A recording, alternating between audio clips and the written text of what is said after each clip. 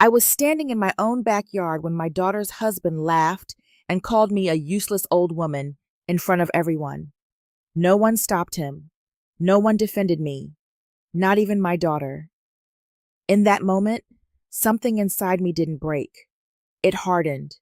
I smiled, walked away, and left without a scene. But what they didn't know was this: I wasn't leaving in defeat. I was leaving with the truth, with proof, and with a decision that would change everything they thought they controlled.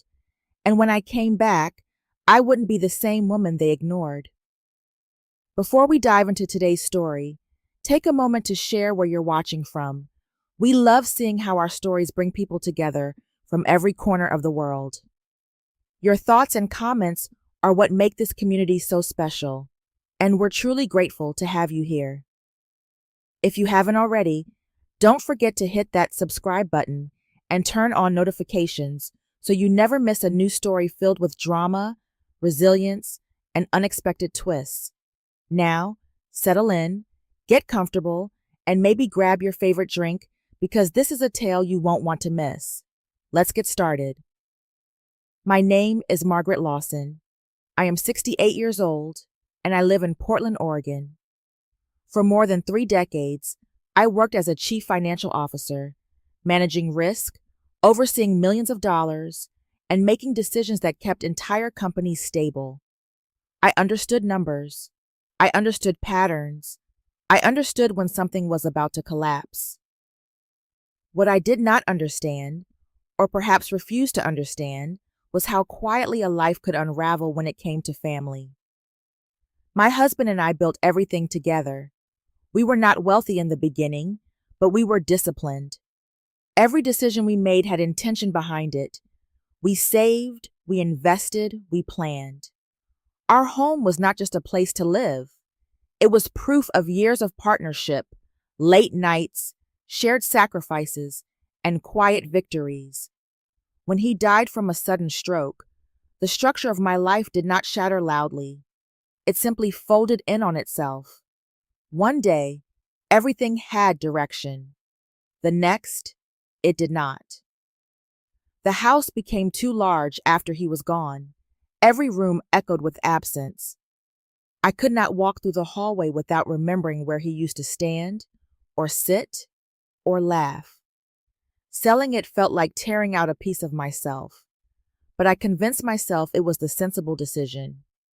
I told myself I needed something smaller, something easier, something closer to family. My daughter Claire suggested I move in with her and her husband, Daniel Brooks. She said it would be better for everyone. I would not be alone. They would have help around the house. We could spend time together like we used to. She spoke gently, with concern in her voice, and I believed her. I wanted to believe her. Daniel, at that time, seemed polite enough. He was confident, maybe a little too certain of himself, but I told myself that was just his personality. He had plans, ideas, ambitions. I respected that. I had spent my life around driven people. I did not question him. Not then. When we bought the house together, I contributed most of the money.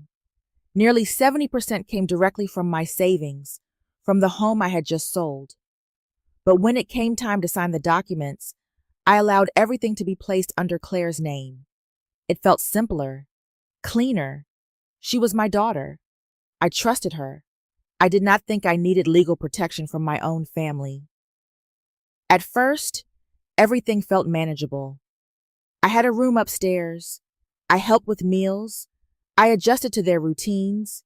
But slowly, without any clear conversation, things began to shift. The room upstairs became temporary. The basement became permanent. The basement was colder. The windows were small and set high, letting in only thin strips of daylight.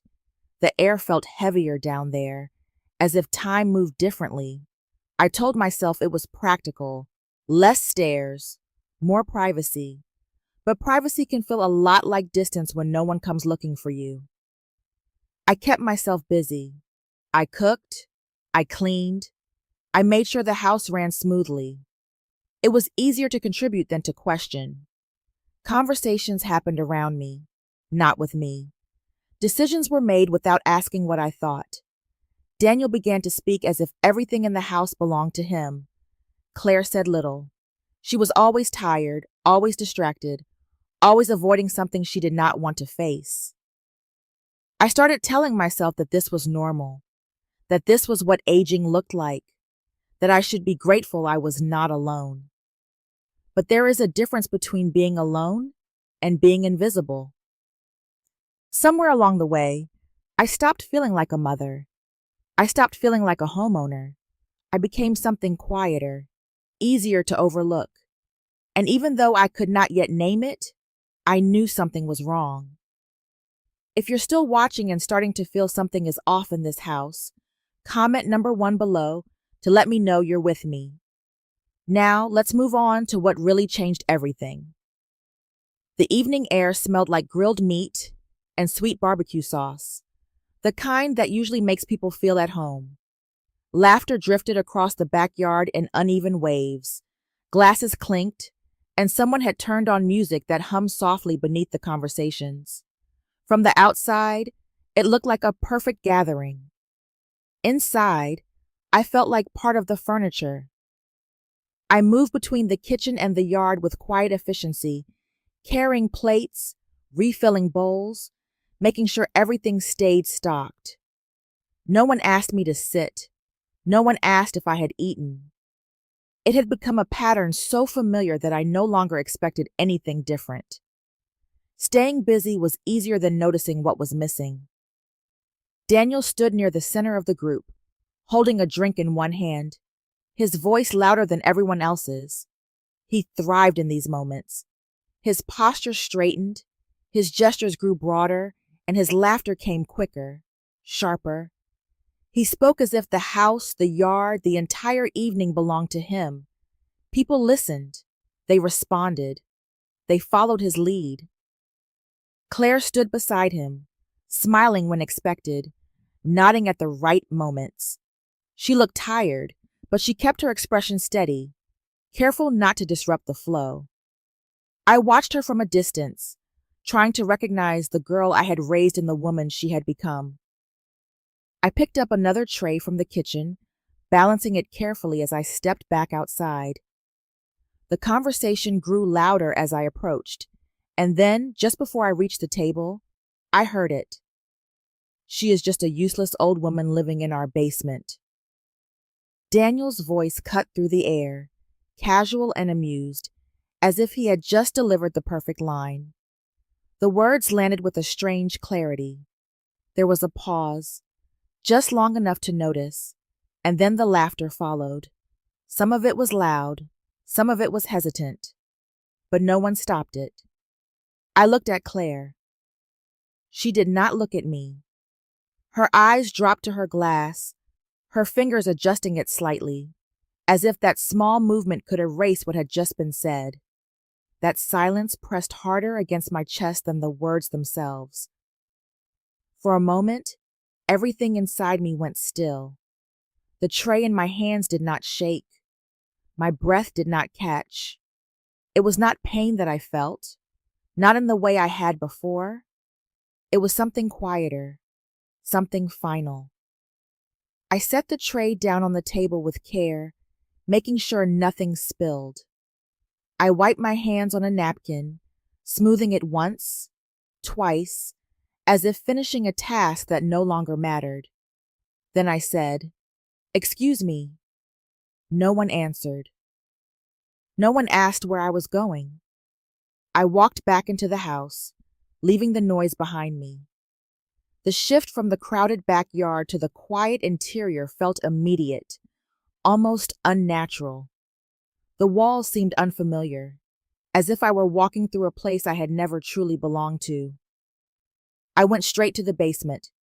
The air felt cooler there, heavier, but for once it did not weigh me down. I opened the drawer beside my bed and pulled out the folder I had started organizing weeks ago. Bank statements, property records, copies of transfers I had made without question. I had not known exactly why I was gathering them at the time. Now I did. I picked up my wallet, my keys, my phone. I did not pack much. I did not need to. This was not an escape. It was a decision. For a moment, I stood still and listened. The laughter outside continued, rising and falling as if nothing had changed, as if I had never been there at all. I turned off the light, walked up the stairs, and stepped outside. The night air was cool against my skin, steady and real. I got into my car and closed the door, the sound final in a way I could not ignore. I did not look back when I drove away, because I was not leaving empty-handed. If that moment hit you as hard as it hit me, comment number 2 below so I know you felt it too. Now let's see what I discovered the very next morning.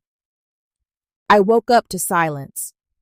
Not the heavy kind that settles in a house where you are not wanted, but a clean, uninterrupted quiet that felt almost unfamiliar. The hotel room was small, the walls plain, the furniture practical. There was no history here, no expectations, no one waiting for me to move around them. For the first time in years, I did not feel like I was taking up space that belonged to someone else. I sat on the edge of the bed for a moment, letting the stillness settle around me. My mind returned briefly to the night before, to Daniel's voice, to the laughter that followed, to Claire's silence. I replayed it once, carefully, as if reviewing a report. Then I stopped. There was nothing more to extract from that moment. The conclusion had already been reached. I opened my laptop. Old habits return quickly when they have been built over decades. I logged into my accounts with the same steady focus I used to bring into boardrooms. Numbers, dates, transfers, patterns. At first, everything looked ordinary. Routine expenses, utilities, groceries, maintenance.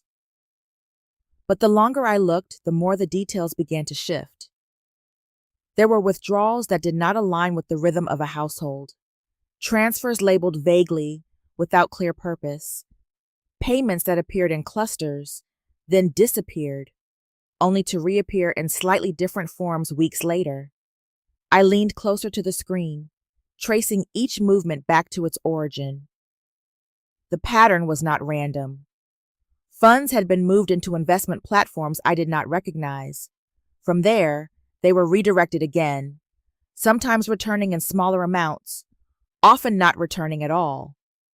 Cryptocurrency exchanges, high-risk positions, failed attempts masked as ongoing activity. I followed the trail carefully, step by step, until it became undeniable. Daniel. The accounts had been accessible through the structure we had set up after my husband passed away. Claire had access. I had allowed it. I had believed it was easier that way. Now, that same access had become a pathway. I pulled up older statements, going back months, then years. The numbers began to accumulate. Small amounts at first, then larger ones. Lines of transactions that, when viewed individually, seemed insignificant, but together they formed something else entirely. I reached for a notepad and began writing. Dates, amounts, sources, destinations. When I added everything together, the total did not shock me. It settled into place with a kind of quiet certainty. This was not a mistake. This was not miscommunication. This was a system. I thought about the moments I had dismissed, the times Daniel waved off my questions with casual confidence, the way Claire reassured me without details, the way I chose not to press further, telling myself I did not want to create tension. I closed my eyes briefly, not out of grief, but out of recognition. I had not just been ignored, I had been used. The realization did not come with anger. It came with clarity, clean, sharp, undeniable clarity. I turned back to the laptop and began organizing everything. I downloaded statements, saved records, created folders, labeled each file with precision. I built a timeline, mapping the movement of money across accounts and months. It felt familiar, grounded, controlled. When I finished, I looked at the screen for a long moment. Then I picked up my phone. I called Richard Hale. The conversation was brief. I told him I needed to see him as soon as possible and that I would bring documentation. He did not ask unnecessary questions. He understood the tone. When I ended the call, the room felt even quieter than before. But this time, it was not emptiness. It was direction. Because this was no longer about how I had been treated. It was about what had been taken. If you're beginning to see the truth behind everything, comment number 3 below to stay with me. Now, let's take this one step further. The law office was exactly where I remembered it, on the 4th floor of a quiet building in downtown Portland. The lobby smelled faintly of polished wood and paper, a scent I had always associated with order and control. As I stepped inside, I felt something shift within me, something familiar returning after years of being buried. The receptionist looked up and offered a polite smile. I gave my name, and she nodded as if she had been expecting me. There was no hesitation, no confusion, just quiet efficiency. It reminded me of a world where things made sense, where actions had consequences, and where clarity mattered. Richard Hale was waiting in his office when I entered. He stood as I walked in, his expression calm but attentive. Time had added more gray to his hair, but his presence had not changed.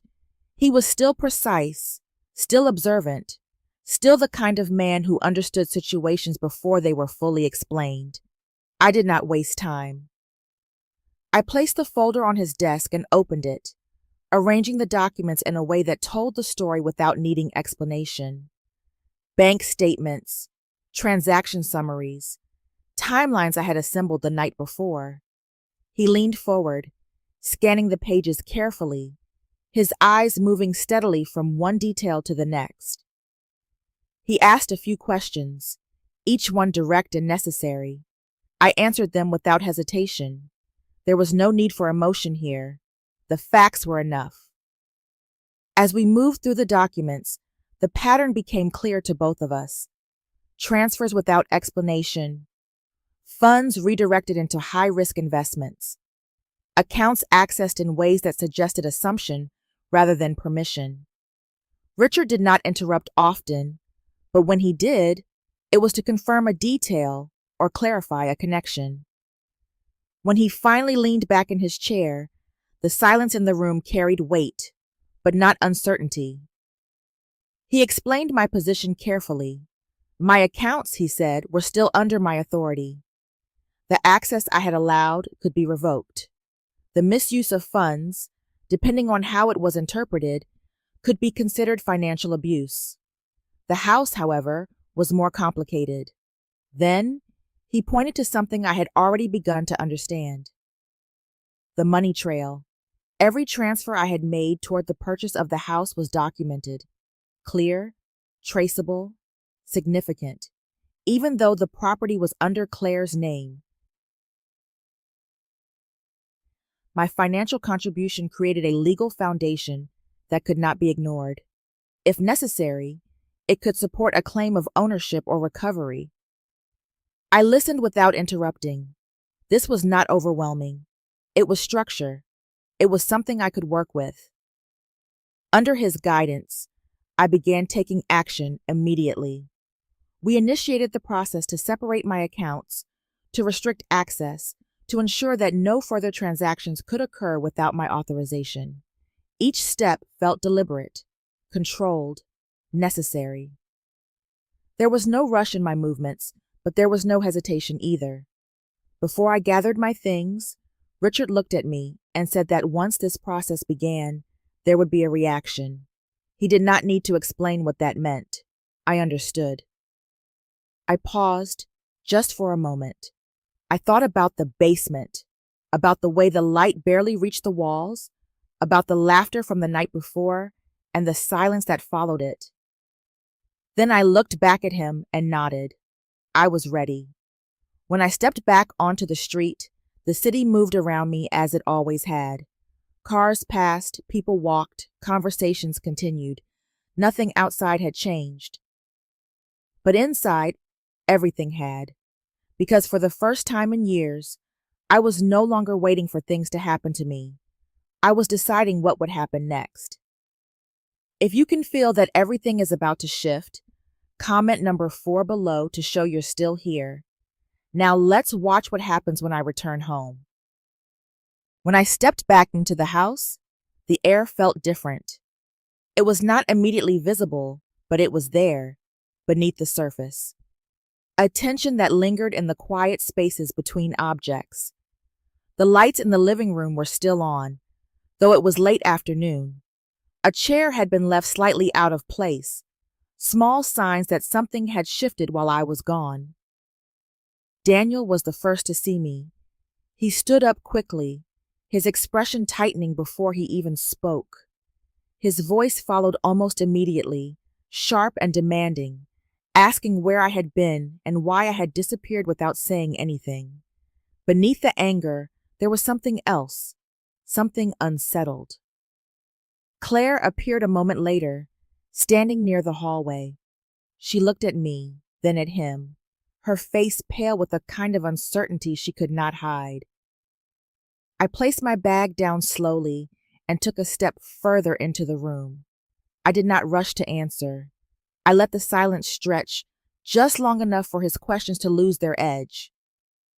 He continued, louder now, accusing me of interfering with the accounts, of creating unnecessary complications, of putting everything at risk.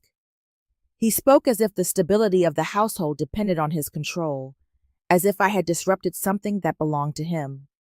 I let him finish. When I finally spoke, I did not raise my voice. I did not argue. I simply began with facts. I mentioned the transfers, specific dates, exact amounts, the movement of funds from one account to another, then into platforms that had no connection to household expenses. I described the pattern I had traced, the consistency of the withdrawals, the way they aligned with failed investments rather than shared needs. The room grew quieter with each detail. Claire shifted where she stood, her eyes widening slightly as the numbers took shape in front of her. This was not something she could dismiss as a misunderstanding. It was too precise, too structured. Daniel tried to interrupt, to explain, to reduce what I was saying into something temporary or necessary. His words came faster, less controlled, as if speaking quickly might change the meaning of the facts. It did not. I continued. Then I introduced something he had not expected. I told him I had more than numbers. For a moment, he did not understand. Then he did. I explained, calmly, that over the past months, I had begun to record certain conversations, not out of anger, but out of uncertainty. I needed to understand what I was hearing and whether it was real. I did not need to play anything. The knowledge was enough. His expression changed in a way I had never seen before. The certainty that usually defined him fractured, replaced by something closer to calculation, then something closer to concern. He stopped speaking. Claire looked between us, her confusion turning into something heavier. She was no longer watching an argument. She was witnessing a structure collapse. I took a step forward, not to confront, but to close the distance between what had been hidden and what was now clear. This was not about a single decision or a single mistake. This was a pattern, years of small actions that built into something undeniable. I had seen it. I had measured it. I had documented it. And now, I was no longer willing to ignore it. The room held its silence, but it was no longer empty. It was shifting. Because whatever had existed here before, whatever quiet agreement had allowed things to continue, was no longer in place, and what came next would not be decided by who spoke the loudest. It would be decided by what could be proven. The silence that followed was heavier than anything Daniel had said before. It was not empty. It was full of everything that had finally been brought into the open. He stood across from me, no longer moving with the same certainty. His shoulders were still squared, but there was a hesitation now, a pause in the way he held himself, as if he was searching for the right way to regain control. When he spoke again, his tone had changed. It was quieter, more measured, almost reasonable. He began explaining, reframing what had happened as something temporary, something necessary. He spoke about pressure, about responsibility, about trying to hold things together when everything else felt unstable. He suggested that the decisions he made had been for the benefit of the family, not for himself. The words were familiar in structure, even if I had never heard them spoken so directly. They were designed to soften the edges of what had already been proven, to turn facts into interpretations. Claire listened, her eyes moving between us, trying to find something solid to hold on to. Her breathing was uneven, her hands clasped together in a way that suggested she was trying to contain something that was already spilling over. I let him speak. I did not interrupt. I did not correct him in the moment. I allowed the explanation to reach its natural end, to settle into the space between us. Then I answered. I did not raise my voice. I did not repeat the numbers. I did not revisit the details we had already uncovered. There was no need. I shifted the conversation. I told him that this was no longer a discussion about intentions. It was not about how he chose to describe his actions or how they might be interpreted within the family. It had moved beyond that. I explained calmly and without hesitation that everything I had documented was already structured. The accounts had been secured. The access had been removed. The records had been organized in a way that could be understood clearly by someone outside this house. Then I said the one thing that changed everything. If necessary, this will go to court, and a judge will decide who owns this house and what happens next. The words did not echo. They did not need to. They settled into the room with a kind of finality that could not be undone. Daniel stopped moving. It was subtle, but unmistakable. The energy that had driven his voice, his posture, his presence, simply halted. His expression did not explode into anger or disbelief.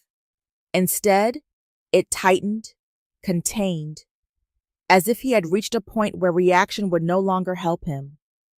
For the first time, he understood that this was not something he could talk his way out of. Claire made a small sound, something between a breath and a protest, but it did not form into words. The idea of involving something outside the family had shifted the ground beneath her. This was no longer contained. It was no longer something that could be avoided.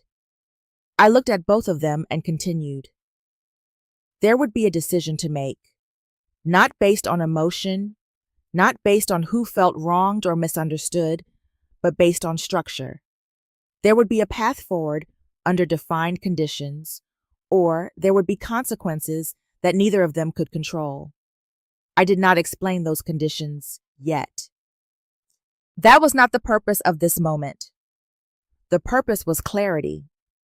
I felt the absence of fear as I stood there, not because the situation was easy, but because it was finally defined. There was nothing left to guess, nothing left to tolerate in silence. Daniel spoke again, but the words carried less weight. They were slower, less certain, as if even he did not fully believe in them anymore. Claire remained still, caught between what had been and what was now unavoidable. I had said what needed to be said. There was nothing more to add. I turned slightly, stepping out of the center of the room, not to leave completely, but to remove myself from the argument that no longer existed. Because whatever this had been before, whatever balance had allowed it to continue, was gone. And it was not coming back. If you felt the moment everything froze, comment number 6 below so I know you're still with me. Now, let's move on to Chapter 7. The house did not return to normal. There were no raised voices, no doors slammed, no visible confrontation after that moment. But something had shifted in a way that could not be reversed. The air felt thinner, stretched across something fragile that no one wanted to touch. Daniel moved differently. He was no longer the center of the room. He walked through the house without direction, pausing in places where he used to settle comfortably. His phone was always in his hand now.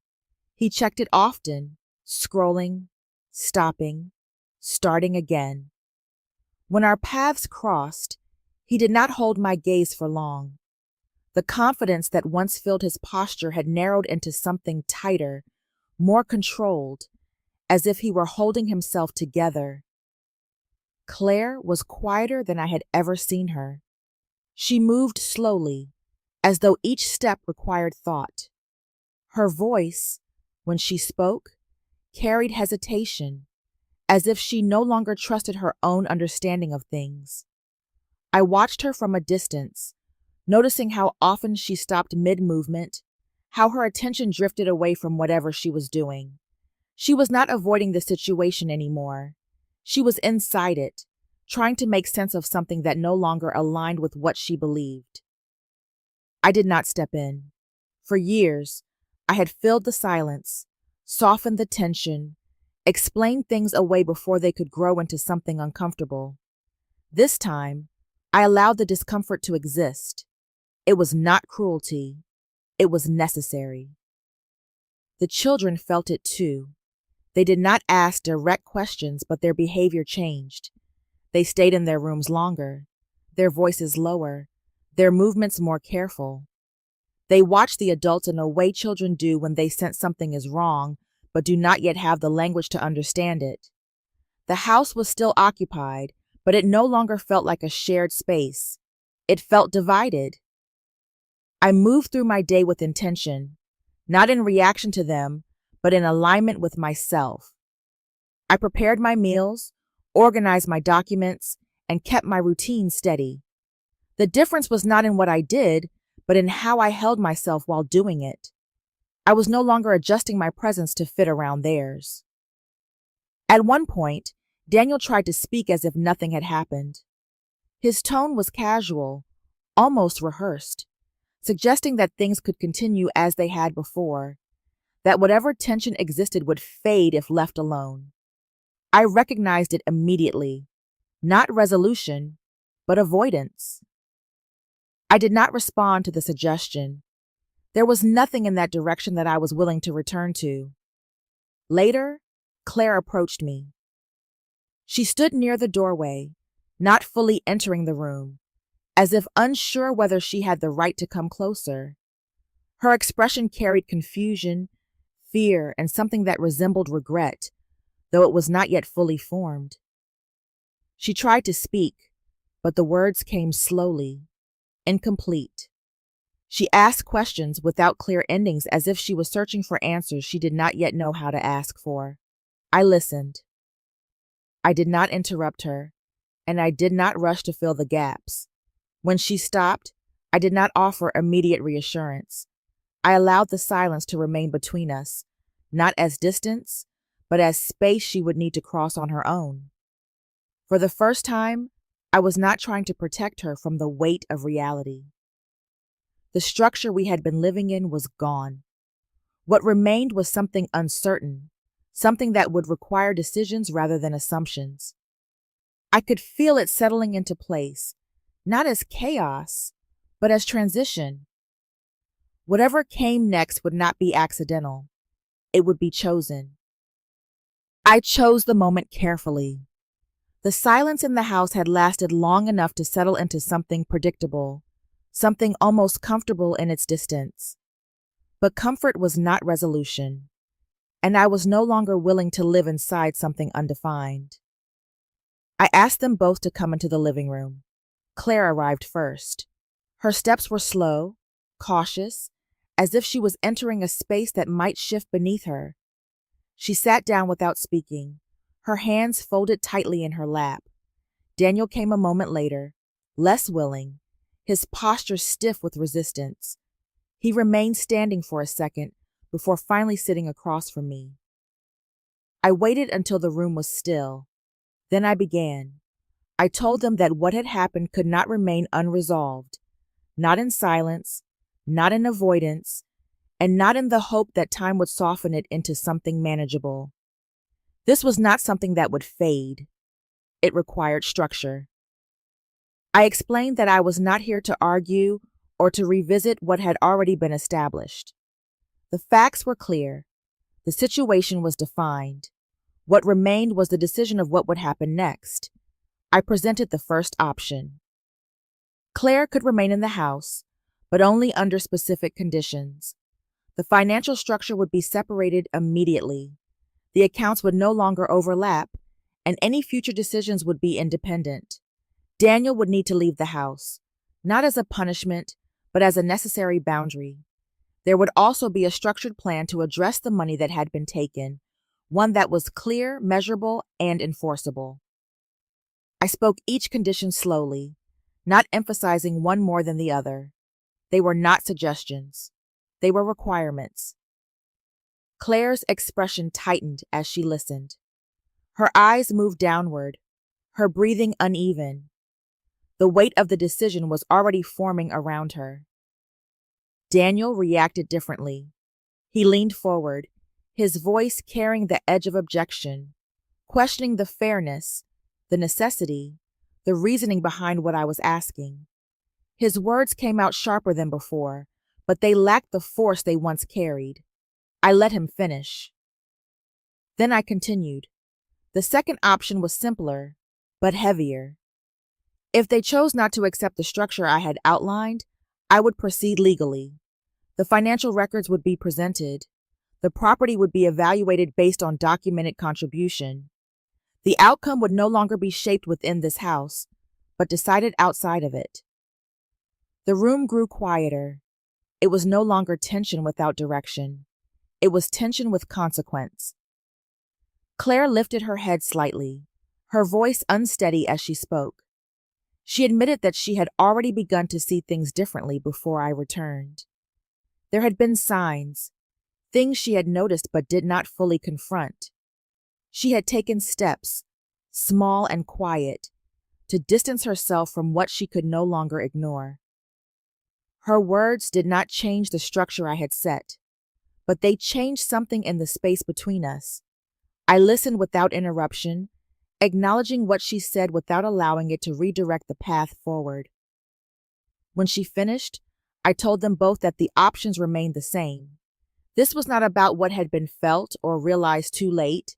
It was about what would be done now. I gave them a clear deadline. There would be time to think, but not indefinitely. A decision would be made, and that decision would determine what came next.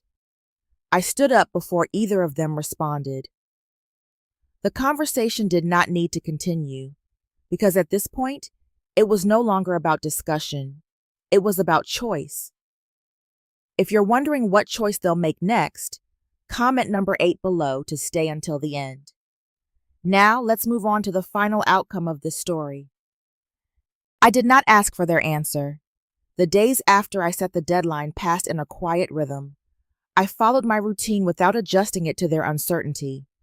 I woke early, prepared my meals, reviewed my documents, and moved through the house with a steadiness that no longer depended on anyone else.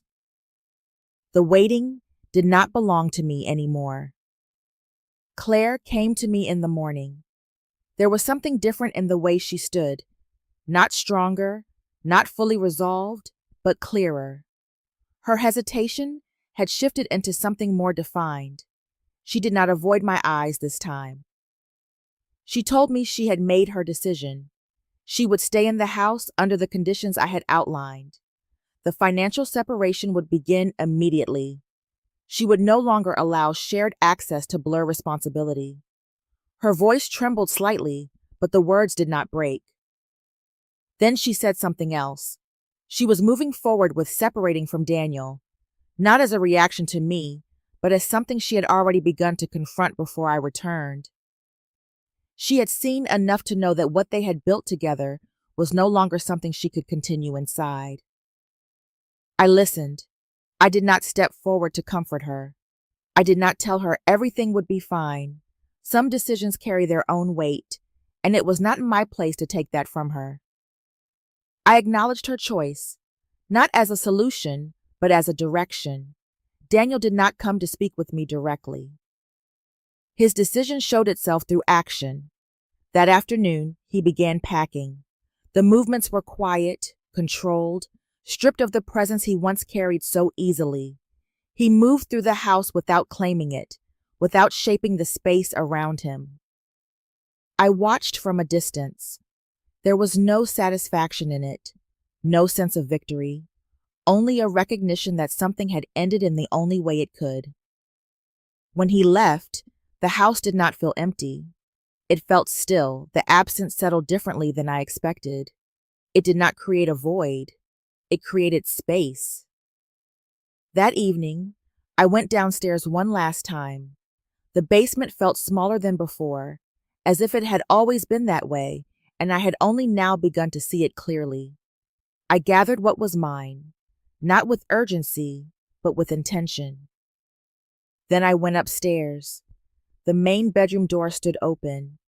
The light inside was softer, fuller, reaching into the corners in a way the basement never could.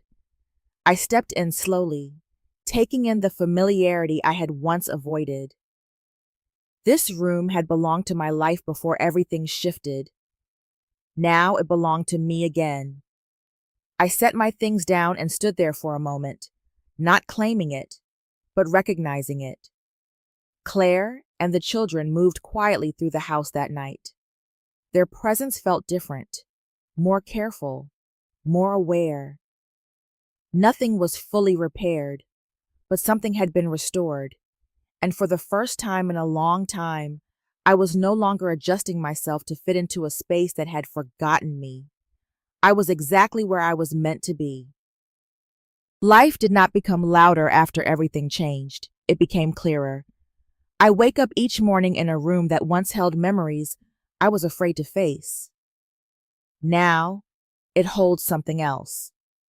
Light comes through the window in a way I had forgotten, steady and unfiltered. I move through the house without hesitation, without calculating how much space I am allowed to take. The difference is not in the walls, it is in me. Claire and I exist differently now. We speak more carefully, but also more honestly. There are pauses between us that no longer feel like avoidance, but like space being rebuilt. I see the weight she carries, the understanding that came too late but still came. I do not rush to ease it. Some things need time to settle into something real. The children have changed in ways they do not fully recognize. They look at me when I speak. They listen longer. Their presence is more aware, less distracted. Respect, I have learned, is not something you ask for once. It is something that forms when people understand where the boundaries are. I think about who I was before all of this. A woman who managed numbers, risks, entire systems with precision. A woman who understood value in every measurable sense, but somehow lost sight of her own. I believed that love meant giving without limit, that silence preserved peace, that patience would eventually be seen and returned. I was wrong. Silence does not protect relationships. It protects imbalance. And when you allow yourself to become smaller to keep something together, you do not preserve it. You disappear inside it. The night I left was not the moment everything ended. It was the moment everything became visible. What I said later, the sentence that stopped Daniel, was not the true answer. The answer had already begun the moment I chose to walk out with clarity instead of a fear. Every step after that only gave shape to what had already changed inside me. I do not see it as revenge.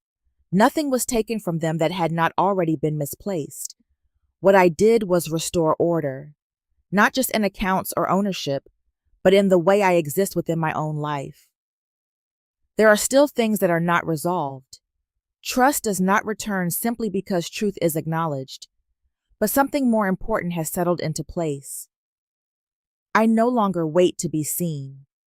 I no longer measure my worth by how useful I am to others, and I no longer confuse love with the absence of boundaries. This house is quiet now, but it is no longer empty in the ways that once mattered. Because I did not just take back the space I lived in, I took back the person I had allowed myself to forget. In the end, life has a quiet way of revealing what truly matters, not through noise or conflict, but through clarity. There comes a moment when silence is no longer strength, when endurance becomes self-erasure, and when the cost of staying the same becomes greater than the fear of change. Boundaries are not walls meant to push others away. They are foundations that define where respect begins. What is taken slowly can be reclaimed with intention, and what is lost internally can be rebuilt with courage. No matter the stage of life, it is never too late to choose dignity over comfort, truth over illusion, and self-worth over approval. Sometimes the most powerful response is not what is said, but what is finally lived. Thank you for being here and experiencing this journey. If this story resonated with you, share your thoughts in the comments, and do not forget to follow and subscribe for more stories that truly matter.